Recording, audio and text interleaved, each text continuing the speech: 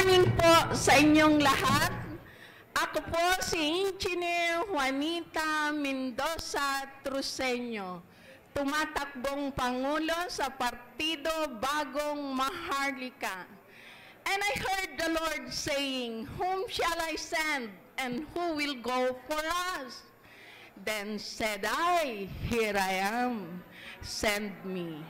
Ako'y tumatakbong Pangulo ng ating bansang Pilipinas dahil nakikita na natin ang totoong pangyayari sa ating bansa, na kailangan na natin ng totoong pagbabago.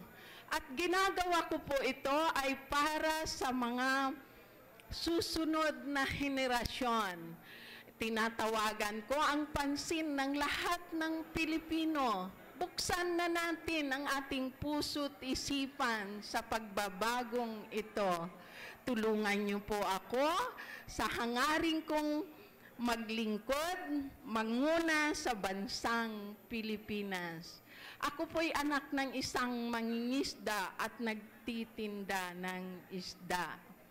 Kaming mga maliliit, lagi na lang naghahanap ng kalinga ng mga nasa gobyerno. Subukan naman natin na tayo ang manguna sa bansang Pilipinas.